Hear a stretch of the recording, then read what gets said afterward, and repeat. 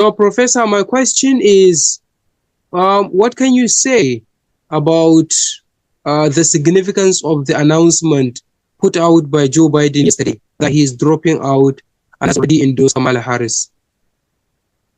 Well, it's a historic announcement. No presidential candidate has, especially a presumed nominee, has dropped out this late in the race before. Johnson dropped out in 68 months before this, and the same with Truman in 52. Dropped out fairly early. There's never been anything like this. We don't know what will happen. We'll have to see. But this is certainly a historic event. Okay. A lot of people are concerned about the mental stability and of Joe Biden and his health, physical health in general. Getting the Oval Office, running the Oval Office is said to be one of the most difficult jobs in the world. Let's assume that he did not drop out yesterday. How could he do it? And would you assume that he could defeat Donald Trump or be defeated by Trump? What do you think could have happened if he had not dropped out? Well, I don't make predictions about what if. There are always too many variables. History is chaotic, literally. You have to study chaos theory to know how any tiny event can affect so many other events chaotically. What will be the result of this? I don't know. News from the States is already saying Harris is doing slightly better than Biden, but the difference is it's within the margin of error on the polls. So whether it's real or not, we don't know. Harris, of course, is a former prosecutor, district attorney in San Francisco, and the state attorney general in California, responsible for prosecuting criminals and putting them behind bars. And Trump, on the other hand, is a convicted criminal. And it will be interesting to see if he's willing to debate her, because the debate could very easily take a dramatic courtroom turn.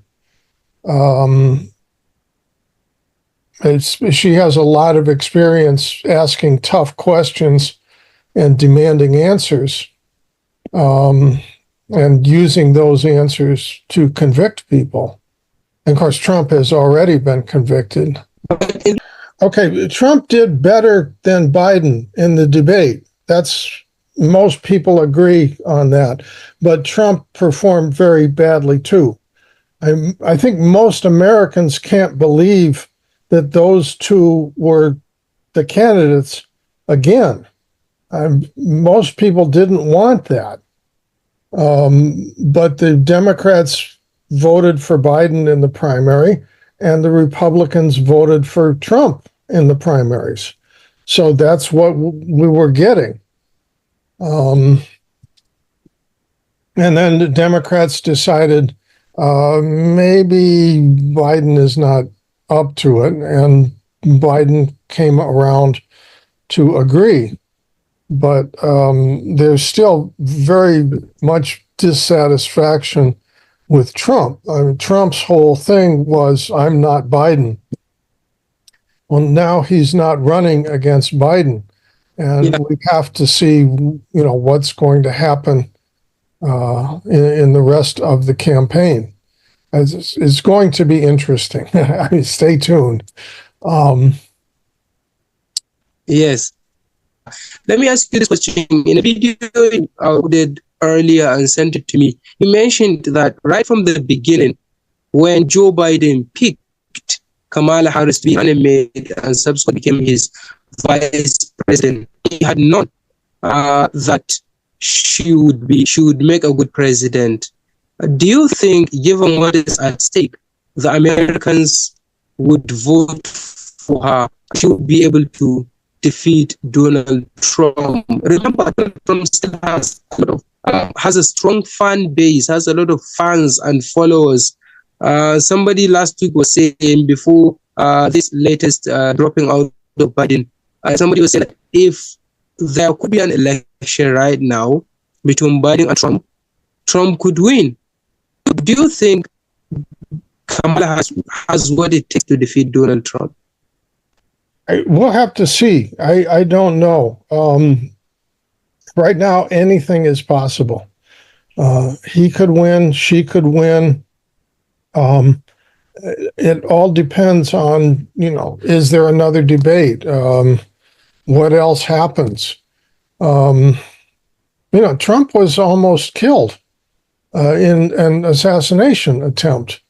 I was coming to this issue of assassination of presidents. I think they started from Abraham Lincoln, right?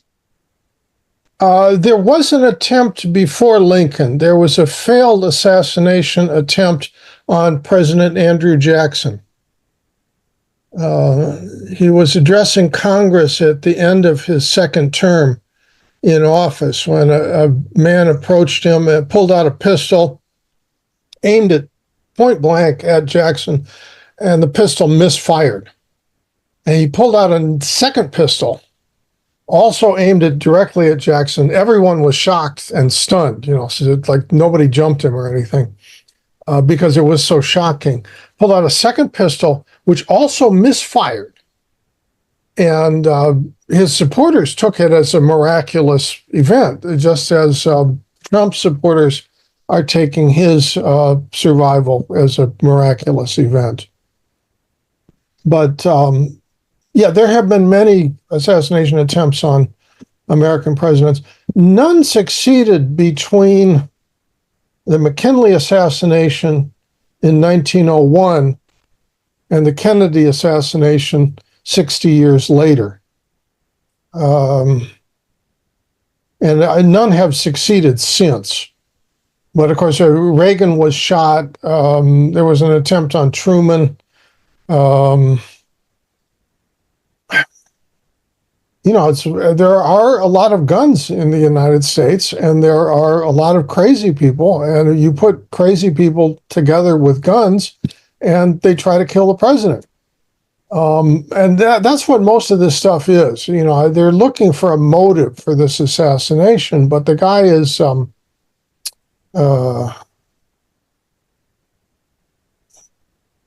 most of these presidential assassination attempts are really crazy people. The guy who tried to assassinate Trump just now. Excuse me. I want to talk about the guy who tried to assassinate Reagan. Thought he would impress Jodie Foster. And that's just nuts. Anyway. Who was that guy, Jodie what? Jodie Foster, the Hollywood actress. All right. Thank you very much, Professor, speaking to us on Global Arena. We'll catch you soon. All right. Take care. Thanks for calling. All right. Thank you very much.